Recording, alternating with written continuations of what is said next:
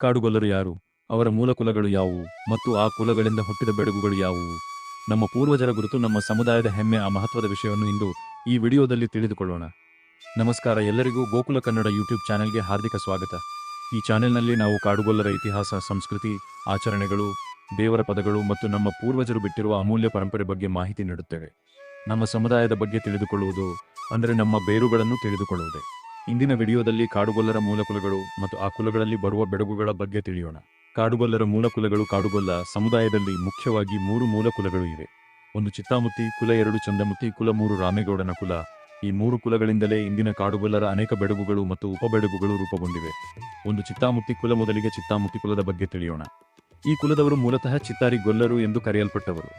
ಆದರೆ ಕೆಲವು ಕಾರಣಗಳಿಂದ ಅವರು ನಂತರ ಭಾಗವಾಗಿ ಬೇರ್ಪಟ್ಟರು. ಆ ಕಾರಣಗಳು ಏನು ಎಂಬುದನ್ನು ಮುಂದಿನ ವಿಡಿಯೋದಲ್ಲಿ ವಿವರವಾಗಿ ತಿಳಿಯೋಣ. ಚಿತ್ತಾಮುತ್ತಿ ಕುಲದಲ್ಲಿ ಮುಖ್ಯವಾಗಿ 2 ಬೆಡಗುಗಳು ಇವೆ, ಕರಡಿಗೊಲ್ಲರು, ಮಾರೋನೂರು ಗೊಲ್ಲರು. ಈ 2 ಬೆಡಗುಗಳಲ್ಲಿ ಕೂಡ ಕೆಲವು ಕಾರಣಗಳಿಂದ ಉಪಬೆಡಗುಗಳು ಹುಟ್ಟಿಕೊಂಡಿವೆ.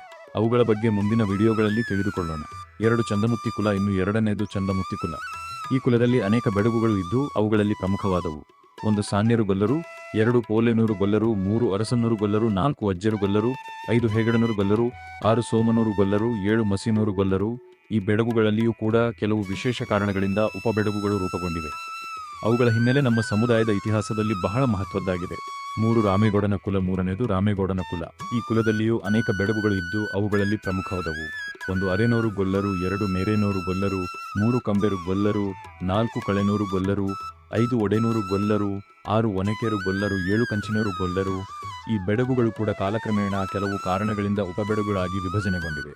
ಹೀಗೆ ಚಿತ್ತಾಮುತ್ತಿ ಕುಲ, ಚಂದಮುತ್ತಿ ಕುಲ ಮತ್ತು ರಾಮೇಗೌಡನ ಕುಲ ಇವೇ ಕಾಡುಗೊಲ್ಲರ ಪ್ರಮುಖ ಮೂಲಕುಲಗಳು. ಈ ಕುಲಗಳಿಂದಲೇ ಇಂದಿನ ಅನೇಕ ಬೆಡಗುಗಳು ಮತ್ತು ಉಪಬೆಡಗುಗಳು ಉಂಟಾಗಿವೆ. ನಮ್ಮ ಪೂರ್ವಜರು ಬಿಟ್ಟಿರುವ ಈ ಪರಂಪರೆ ನಮ್ಮ ಸಮುದಾಯದ ಗುರುತು ಮತ್ತು ಹೆಮ್ಮೆ. ಆ ಉಪಬೆಡಗುಗಳು ಯಾವುವು, ಅವು ಹೇಗೆ ಉಂಟಾದವು, ಅದರ ಹಿಂದೆ ಇರುವ ಇತಿಹಾಸ ಏನು? ಈ ಎಲ್ಲ ಮಾಹಿತಿಯನ್ನು ಮುಂದಿನ ವಿಡಿಯೋಗಳಲ್ಲಿ ವಿವರವಾಗಿ ತಿಳಿಯೋಣ. ಕಾಡುಗೊಲ್ಲ ಸಮುದಾಯದ ಎಲ್ಲರೂ ಒಂದು ಬಾರಿ ಕಾಮೆಂಟ್ ಮಾಡಿ, ನೀವು ಯಾವ ಕುಲ ಮತ್ತು ಯಾವ ಬೆಡಗು ಗೊಲ್ಲರು ಎಂದು ಕಾಮೆಂಟ್ ಬಾಕ್ಸ್ನಲ್ಲಿ ತಿಳಿಸಿ. ಸಾಧ್ಯವಾದರೆ ನಿಮ್ಮ ಊರು ಮತ್ತು ಜಿಲ್ಲೆಯ ಹೆಸರನ್ನು ಕಾಮೆಂಟ್ನಲ್ಲಿ ಬರೆಯಿರಿ. ನಮ್ಮ ಕಾಡುಗೊಲ್ಲರ ಒಗ್ಗಟ್ಟನ್ನು ಯೂಟ್ಯೂಬ್ನಲ್ಲಿ ತೋರಿಸೋಣ.